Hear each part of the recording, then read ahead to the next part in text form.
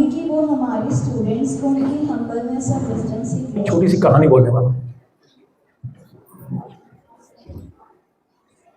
एक समय की बात है, एक छोटी सी चिड़िया थी और उस चिड़िया ने ऐसे जंगल में घूमते घूमते उसको एक बीज मिला और ये अद्भुत बीज था, कुछ अलग ही था, असाधारण था, इस दुनिया का नहीं था और उस चिड़िया को नहीं मालूम। तो उस चिड़िया ने एक बीज को लिया और आसमान में उड़ते उड़ते उड़ते उड़ते जा रही थी और एकाएक उसके मुंह से वो फिसल गया और नीचे उड़ते आई वो और चट्टानों के बीच में गिर गया। तो उसे वो बीज नहीं मिला तो वहां से उड़ के चली गई। थोड़े दिन के बाद बारिश आई और बारिश में हुआ क्या, बीज में से अंकुर निकला और धीरे धीरे धीरे एक छोटा पौधा बन गया, बस 2 या 3 फुट वाला छोटा पौधा।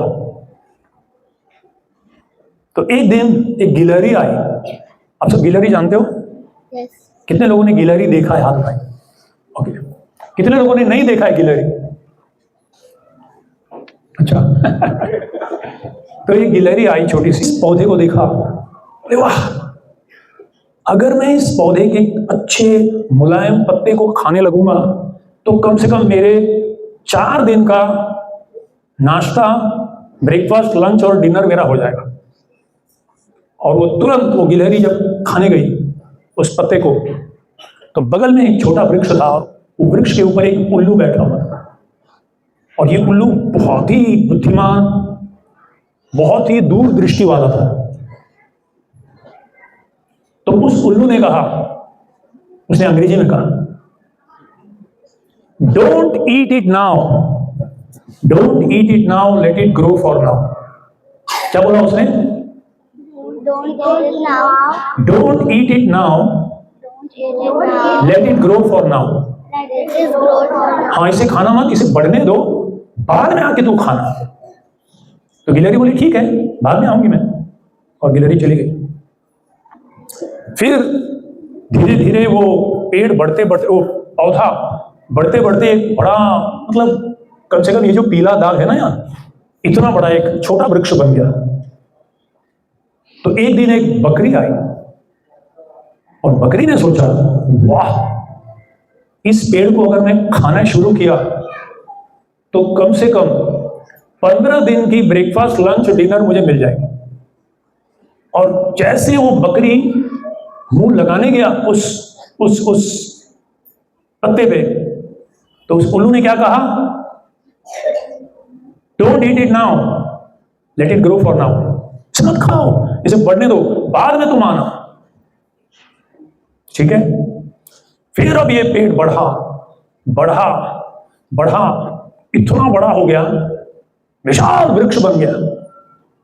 एक दिन एक लकड़हारा आया और उस लकड़हारे ने सोचा, अगर इस पेड़ को मैं काट दूं तो कम से कम 4 महीने की ब्रेकफास्ट, लंच एंड डिनर, मेरे घर में कहीं जाने की जरूरत नहीं है, अभी जंगल में लकड़ी काटने की जरूरत नहीं है, 4 महीने का ईंधन मुझे मिल जाएगा।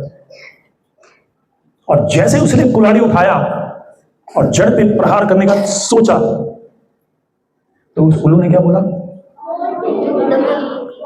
अरे वाह, बहुत होशियार हो गए, don't eat it now, let it grow for now. इसे मत खाओ, इसे बढ़ने दो, थोड़ा बड़ा होने दो, बाद में आना। और फिर ये जो पेड़ बढ़ा, क्योंकि ये कोई मामूली पेड़ नहीं था, ये बीज जो थी मामूली नहीं थी, ये पेड़ इतना बड़ा हुआ, इतना बड़ा हुआ, इतना बड़ा हुआ कि इसकी जो ऊपर की टहनियां हैं, ऊपर के जो पत्ते हैं, बादल को स्पर्श कर रहे थे। आपने ऐसे पेड़ कभी देखा है? बादल को स्पर्श कर रहे थे। और इसकी शाखाएं एक इतना लंबा 4 किलोमीटर दूर उधर, एक उज्जैन से निकला तो सीधा इंदौर तक पहुंच गया एक शाखा। अब सोचो कितना बड़ा पेड़ है और इतना विशाल वृक्ष। अब उसमें इतने फल खिलने लगे, इतने सुंदर सुंदर सुगंधित फूल खिलने लगे, सूखे पत्ते हजार, मतलब ऐसे मानो कुशन डाला गया हो, इतने सूखे पत्ते गिरते थे, इतनी छोटी छोटी लकड़ियां गिर जाती थी टहनियों के। अब उस वृक्ष पे कम से कम कई 100 गिलहरियां आराम से छेद बनाकर उस पेड़ पर रहने लगी, और हर रोज हर गिलहरी को ब्रेकफास्ट, लंच और डिनर मिलता ही रहता था, क्योंकि इतने फल खिलते थे। और इतनी सारी बकरियां आती थी, और सब बकरियों को भर भर के पत्ते मिलते थे खाने के, ब्रेकफास्ट, लंच एंड डिनर हमेशा के लिए, क्योंकि हर रोज पत्ते तो गिरते रहते, केवल पतझड़ में नहीं, वैसे भी गिरते रहते। कई डजन लकड़हारे आते थे। अब लकड़ी काटने की भी जरूरत नहीं थी, छोटी छोटी टहनियां सूखे गिर जाती थी, उसको सब एकत्रित करके चले जाते थे। तो ये कथा मैंने एक छोटी सी, हमारे पुराने चंदा मामा बोल के एक पुस्तक आता था हमें, मैं बचपन में आज जैसे था, अभी भी बच्चा यूं आध्यात्मिक जीवन में उस समय पढ़ा करता था, और मुझे अच्छा लगा था वो। और बाद में जब मैं अंतरराष्ट्रीय कृष्ण भावनामृत संघ में आया, तो इस कहानी का मुझे अलग तात्पर्य समझ में आया। कलकत्ता में 1896 में एक बीज डाला गया गौरमोहन डे और रजनी के द्वारा, और वो मामूली बीज नहीं था, वो एक अद्भुत बीज था, वो एक अलौकिक बीज था। और वो बीज धीरे धीरे अंकुरित हुआ, और उस बच्चे का नाम हो गया अभय चरण डे।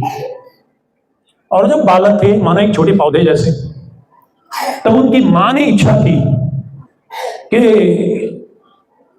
इसको हम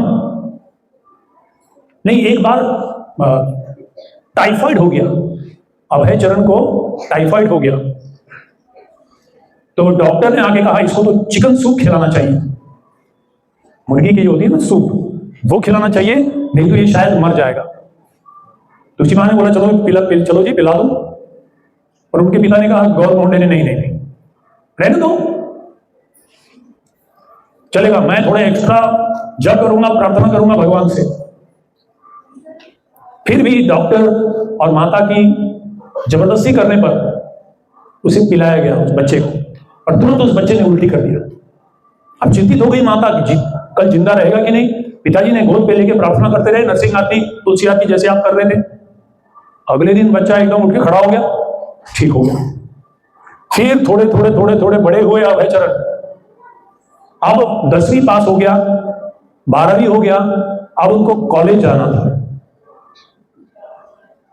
तब माताजी ने कहा इसको हम अमेरिका भेजते हैं और वो वहां जाके लॉयर बनेगा।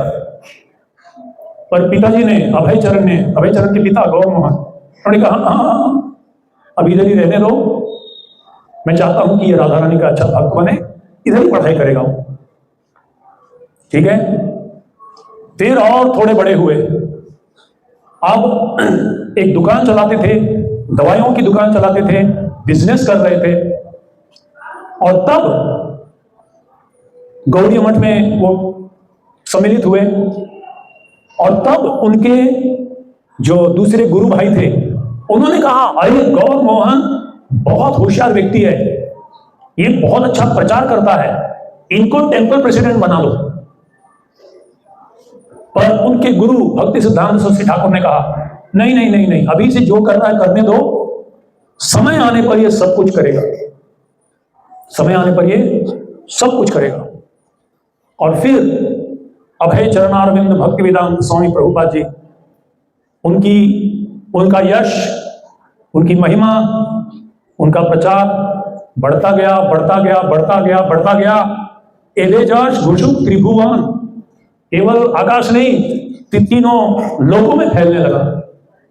और इस वृक्ष जो थे, इसकी शाखाएं सबसे पहले अमेरिका में खुली, एक शाखा इस पेड़ की, दूसरी शाखा ऑस्ट्रेलिया में, तीसरी अफ्रीका में, और आज पूरे भारतवर्ष में प्रैक्टिकली हर राज्यों में एक एक शाखा बनी, इतनी बड़े वृक्ष बन गए।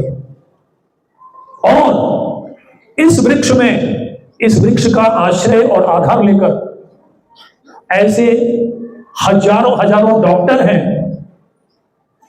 जो लोगों को बोलते हैं कि बिना चिकन सूप खाए भी तुम जीते रह सकते हो। इस पेड़ के आश्रय में ऐसे सैकड़ों लॉयर हैं जो लोग भारत की जो संस्कृति है, ये जो धन है,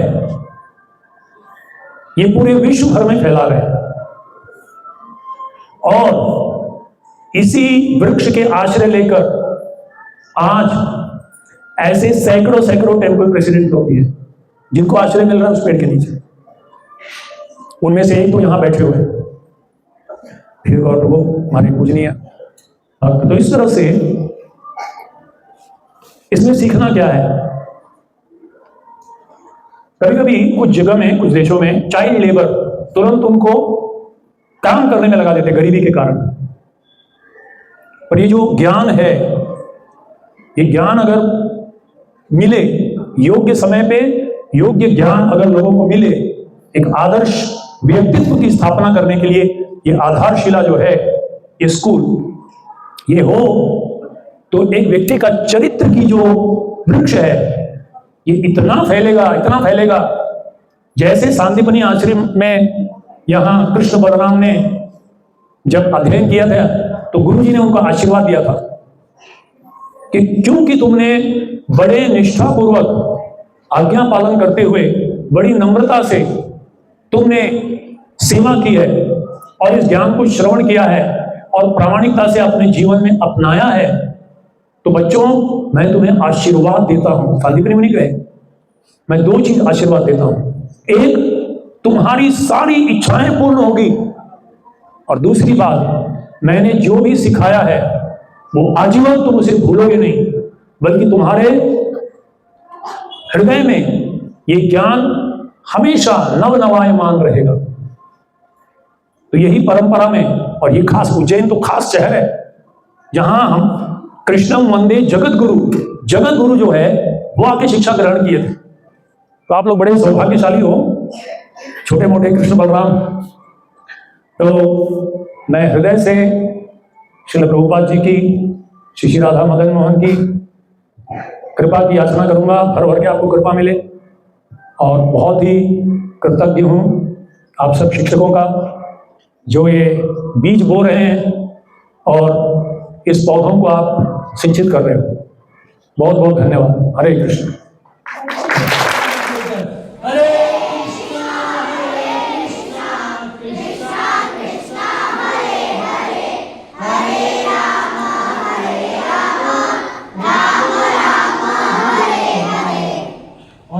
रियल चिल्ड्रन डे हमारा हो गया है क्योंकि प्रभु जी की उपस्थिति से और प्रभु जी के मुखार बिंद से जो हमें वर्ड ऑफ विजडम, या फिर हम बोलेंगे जो कृष्ण वार्ता भावित जो प्रेरणा हमको प्राप्त हुई है। आप लोगों को अच्छा लगा?